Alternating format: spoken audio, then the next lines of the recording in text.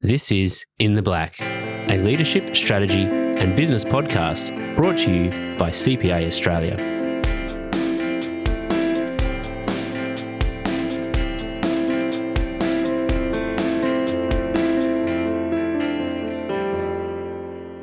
Welcome to In the Black. This episode we're flipping the script from spreadsheets to self-care.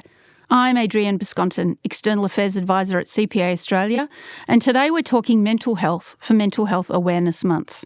It's a time to raise awareness, challenge stigma and advocate for better mental health support across all sectors, including the workplace. If you've ever felt like your mental wellness is running on low power, this one's for you. Today we're joined by Tim Jack Adams, founder of Green X7 and author of Energised, to talk about how finance professionals can recharge their batteries, boost their energy and lead with impact without burning out. So whether you're tuning in from your office, on your commute or taking a well-earned break, thank you for joining us. Let's dive in. Welcome, Tim. Hello, Adrienne. How are you doing? Thanks for the invite. Your book, Energised, starts with the question, how's your battery? So let's start there. How's your battery today? Mine's pretty energized, actually. I'm feeling good. I actually did it this morning with my wife, Carly. We kind of check in once a week with each other. She's a busy firefighter, so she's always under the high performance pressure as they are sometimes. But I'm around 85% at the moment. So feeling pretty good. I do have 2 kids under 4, so sleep isn't always at the optimum that I'd like it, but I feel like everything else is pretty in ship-shape order at the moment, Adrienne. Sounds good. Keeping your battery charged requires intention and effort, I read in your book. So it does. And I think this is one of the things. Now, Eckhart Tolle said awareness is the greatest agent for change. And I think he's probably spot on because, as you know, in CPA, what you measure, you manage. And it's just like our own well-being and our own performance. If we don't manage it or if we don't measure it, we certainly don't know what to do with it and where those energy leaks are coming from. Absolutely. Finance professionals often operate in high-pressure environments.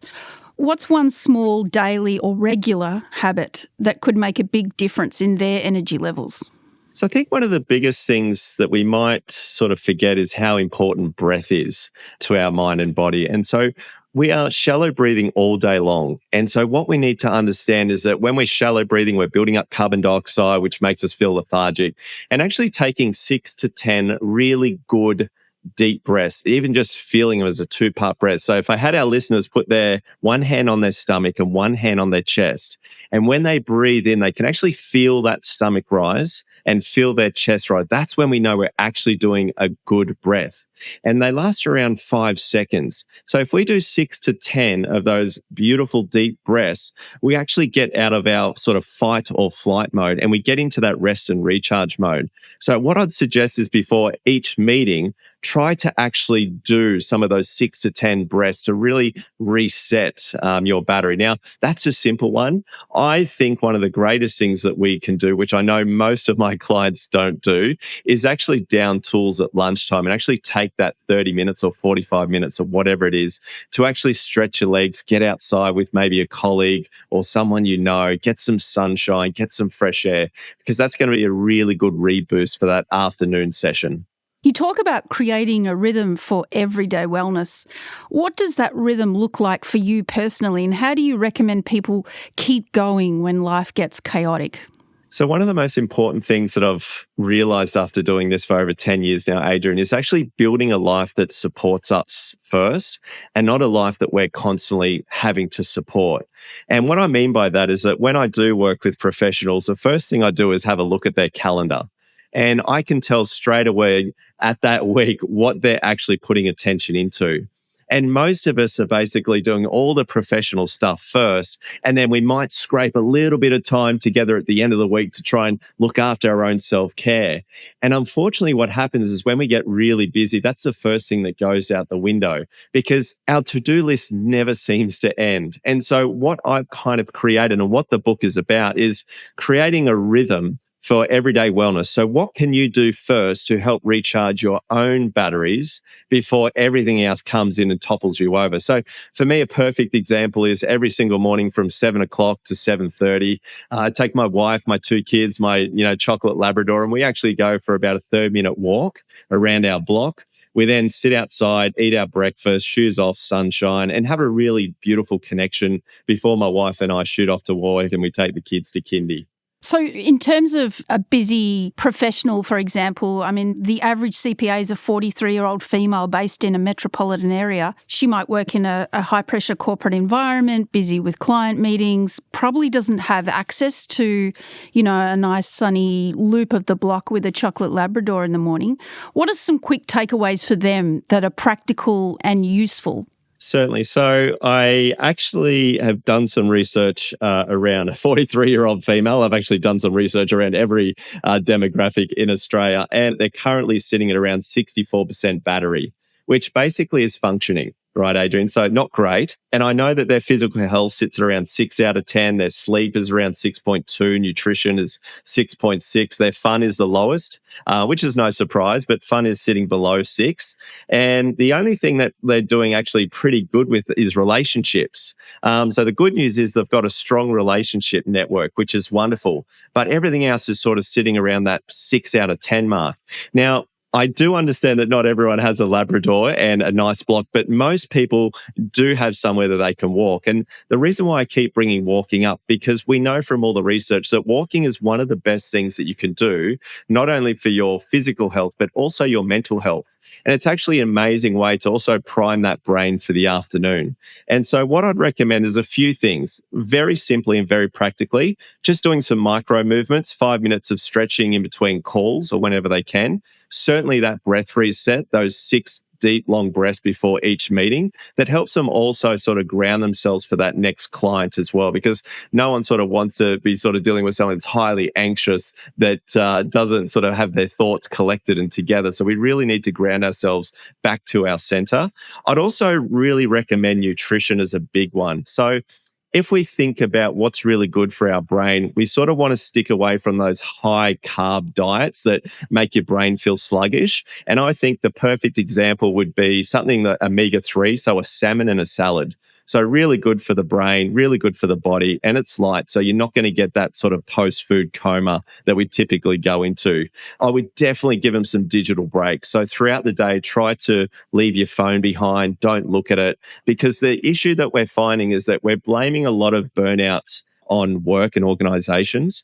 But what we're actually realizing, Adrian, is because we're full throttle 24/7, and a lot of that has to do with sort of scrolling, on screens, we're not allowing our brain to have a break.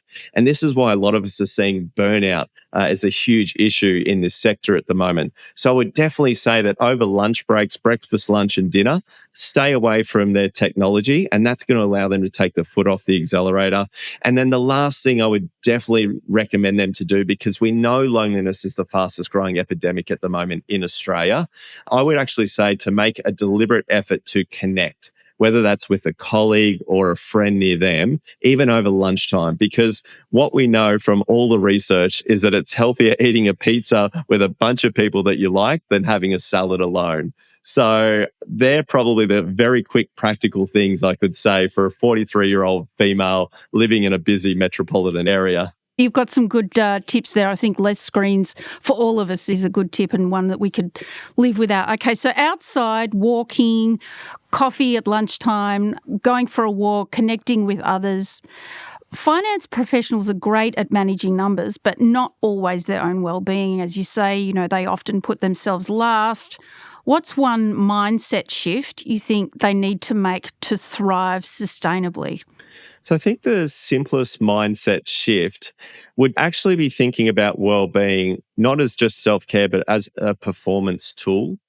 And so we know that because we've measured, thousands of batteries now over the last 7 years, and we work from everyone from Red Bull to Olympians to, leadership teams, is that the better your battery, the better your productivity. And one of the biggest issues that we're seeing at the moment is that well-being is just a nice to have. But for those organizations that have worked out that well-being is linked to high performance, they actually put it right at the top of their strategy list to make sure that people are making a deliberate effort to look after their well-being. And look, well-being just means to be well, whether that's eating well, sleeping well, moving well. These are all the things that we look at, not just to look after ourselves, but to actually look after our sort of high-performing teams. And even individually as yourself, we're always trying to get more done and be more productive. But if you let your batteries slip and we start to feel those onsets of burnout, this is where we know that we're losing productivity. Presenteeism comes in 6 days. And this is obviously where we can start to throw productivity out the window. So I would just say awareness is definitely the greatest agent for change. Doing your battery, checking in, seeing where those energy leaks are, and then making that a priority to make sure we fix that so your performance doesn't drop. You talk about leading with impact. What does that look like in a workplace where burnout is common, energy is low? How do you lead with impact? So leading with impact really comes to role modeling. So a lot of the work we've done in the book that I've written is around connected leadership. And connected leadership isn't just about leading from the head. It's actually about leading from the heart. And when I say leading from the heart, it's emotional intelligence, because we actually know from, behavioral psychology that most of our decisions are made from our emotions. And so when we're constantly in our heads, we're kind of forgetting that a lot of the stuff that we do is actually coming from this emotional space. And so we really need to understand that that is important as well. And so when we sort of role model good leadership, it's about you as a leader. What are you doing to show your team that you're looking after yourself, right? That you're a high performer. So I'll give you a really good example. I'm working with a CEO at the moment. She runs a large state organization. Her battery, by the way, Adrian, was 93%. So she is what we call a unicorn at Green X7. Anyone that sits above 90% is an absolute unicorn. Now, this lady is the busiest CEO that I think I've ever worked with, yet she still has a 93% battery. She still has kids at home. And what she does best is that at lunchtime, she actually closes up her office. So she has 70 staff. She tells them to all go out for their hour lunch break. And she basically says, look, do whatever you need to do to look after your well-being, whether that's doing the shopping, whether that's hanging out with a friend, going to the gym, playing pickleball. I don't care what it is. I just want you guys to recharge your battery. And I think... Who is this lady, and does she have any vacancies in her company at the moment? I think I need to give her a call. Mate, she is actually a gun, Adrian. I'm so inspired by this CEO that I just can't wait to work for her all the time, because she's just an amazing human being. And honestly, she is the busiest person I know, but yet she still seems to thrive sustainably. And her team absolutely love her because they're putting them first. And what I've found is that with companies that put well-being first and their employees first, they go above and beyond, right? Because they almost feel guilty if they don't work hard for someone they absolutely admire and are inspired by. That is a cultural thing I think we've got going on in the West. Maybe we could learn a thing or two from our European friends where they have a siesta each day. I mean, not everybody has EI, though, when you talk about emotional intelligence. I mean, how do you encourage that in a leader when they're not naturally intelligent in that emotional aspect? Yeah, and look, I wasn't either. And I'll sort of do this in a story, because about 2 weeks ago, we were running a big workshop with the leadership team. And I remember, one of the old gents in the corner said, oh, look, all this emotional intelligence stuff, is this just a, flash in the pan? Do we really even need to consider this? Or is it just going to be here one day, gone the next? And I remember in the lunch break, one of the VPs came over and said, oh, look, Tim, just don't worry about that. We don't all have that mentality. But the thing is, I'd realized, because, I certainly didn't have emotional IQ, probably up until my early 30s, I'm 43 now, is that you don't know what you don't know. And what we do understand and what we do know from all this behavioral psychology that we do is that people are inspired when others are leading from the heart. So when you show vulnerability, when you show transparency, and I'm not saying show everything, right? As leaders, we need to make sure that, we're sort of leading from the top. But there is a big difference when we start to look at trust and culture in the teams that I work with CEOs that are actually happy to share a bit of their own personal life story and a bit of what goes on, compared to those ones that are kind of just completely sort of shut down in that emotional space and will only sort of lead from that, data set. I managed to find, and let's just call it a heart or emotions, I managed to find that about 10 years ago. And I've found that my leadership style and the way that I inspire my staff around me has certainly improved since understanding how to tap into that. You mentioned fun as one of the 8 cores of wellness. What's something fun that you've done recently that others could add to their weekly routine? Perhaps those living in an urban environment, to give them an energy boost, something, whether it's daily or whether it's weekly, something fun that they could add as part of their weekly routine. Fun has been the lowest wellness area in the 7 to 8 years that we've been measuring Australia's wellbeing, which is interesting, right? Because if we looked at how we're viewed by other countries, Australians have always been that sort of fun, larrikins, easygoing sort of demographic, but we're actually not. We've actually kind of forgotten how to have fun in Australia. And what we realize is that fun and mental health are intrinsically linked. So the more fun you have, the better your mental health. Also, too, when it comes to team culture, what you'll find is the more fun a team has, the more trust they have, the more open they are, and then more creative, and then obviously the more productive they are as well. And so we're really missing out in corporate Australia, that fun side of what we need to do. Now, what is it that we do for fun? For me personally, I actually just took the family camping for a few days at Mini Waters, which is sort of halfway up, from where you are to where I am at Kingscliff. And that was purely because I needed to ground myself. It's been really busy with the book launch and everything else going as well. So for me, that's fun. I love fishing with my kids. I love surfing. I love just going for a beach walk with my family. But for someone that's living in a city, the thing that I would recommend more than anything else would be actually to try and find a racket sport that you enjoy, whether that's pickleball, tennis, table tennis. The reason I say this is because from all of our research, we know that picking up a racket sport is the best thing that you can do for your mind, body, and soul. And so if you do have a gym near you or a tennis court or a racket sport, whatever it is, I would recommend trying to have a go at that and have some fun. But we also have to remember that fun is so different for everybody. Someone just having a cup of tea and knitting could be their fun, where someone jumping out a plane, that could be their fun as well. So it's very individualistic, this one. It is a very personal endeavour. If you could give our listeners, many who are busy finance professionals, one challenge to try this week to feel more energised, what would it be? I would say the best way to do this would be the battery check. The reason why I say that is because within 60 seconds, it will bring awareness to those areas that are sucking your energy the most. And because we are all different, so some people might be amazing at fun, other people might not be. Some of us might have amazing relationships, whereas other people are struggling. And so what we need to do at a personal level is we need to find out what those areas are that we're really struggling with, and then make a deliberate effort in those areas. So, for example, if friendships is really low for someone, reach out to a good friend or try and sort of, join up with a group, whether it's a 5K run or, doing a sip and sort of art class. If it's nutrition, then I definitely recommend them trying to sort of pack a healthy lunch instead of maybe getting some takeaway. If it's physical health, definitely a 30-minute walk first thing in the morning is one of the best things you can do for not only your physical health, but also your sleep as well, which definitely affects that mental health. And maybe if it's sort of their purpose, it might actually just be taking some time this weekend, disconnect from technology, get out into nature and actually just stop and listen to their own heart and not from all the mixed messaging that's coming from everywhere else. Because if we look at the number one regret of the dying, it's, I wish I lived a life true to myself and not the one others expected on me. But yet we're so busy being busy, Adrian, that we actually don't stop and reflect on us and what we need out of life and what makes our heart sing. And so for even those most practical people, it still comes down to what is it that they really want out of their life. So it's different for everyone again. And this is why it's not a one size fits all. You've really got to do this to work out what it is for you that can help recharge your batteries the best.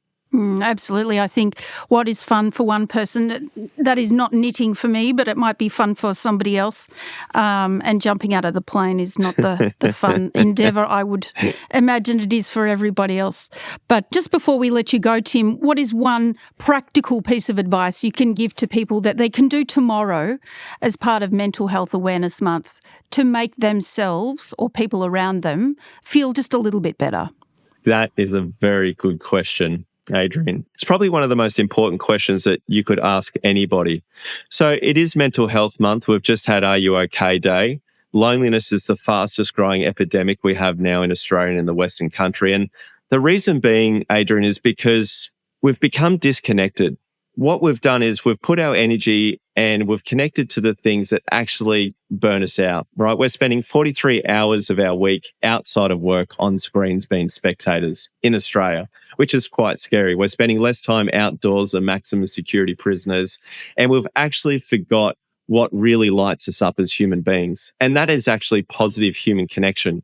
And when we talk about mental health, one of the best tools that we have as human beings is actually making someone else feel valued. And so when we look at the things that we need to thrive in life, there's three things, and that's to feel valued, to have a sense of meaning, and to actually feel like we belong, that we're in a tribe, whether that's with your family, your friends, even in your workplace. And so one of the greatest things that our listeners could do is, whether it's tomorrow, today, next week, is when they have a conversation with someone, I'd like them to be 100% present in that moment.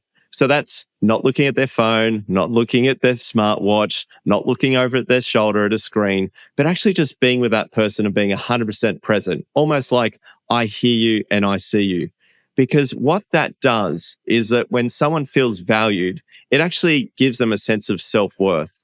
And we actually need self-worth to create self-love. Self-love basically is what we need to look after ourselves. So we can have all the tips and the tools, right? And we know all the things to want to look after ourselves. But if we don't actually have the self-worth, if we don't feel valued, if we don't feel worthy, chances are we're not going to go put those runners on tomorrow. We're not going to go eat a salmon and salad. We're just going to go for the junk food that feels emotionally great at the time. And so the number one thing I would say is just to have a really good conversation. Don't just communicate, but actually connect with someone at a deeper level than they normally would. And don't just hear them, but really feel them out. I think that's probably one of those practical things that we can do, not just at work, but also in our family lives as well. Thanks, Tim. So concentrate on your mental battery, not your phone battery. 100%. You've got it. Thanks very much for joining us today, Tim. Absolutely a pleasure, Adrian. Thank you so much. That brings us to the end of this special Mental Health Awareness Month episode of In the Black. As we've heard today, creating mentally healthy workplaces is essential for long-term performance, resilience, and well-being across the profession. If you found this conversation valuable, we encourage you to share it with your colleagues. Thanks for listening, and until next time, take care of yourself and each other. To find out more about our other podcasts, check out the show notes for this episode. And we hope you can join us again next time for another episode of In the Black.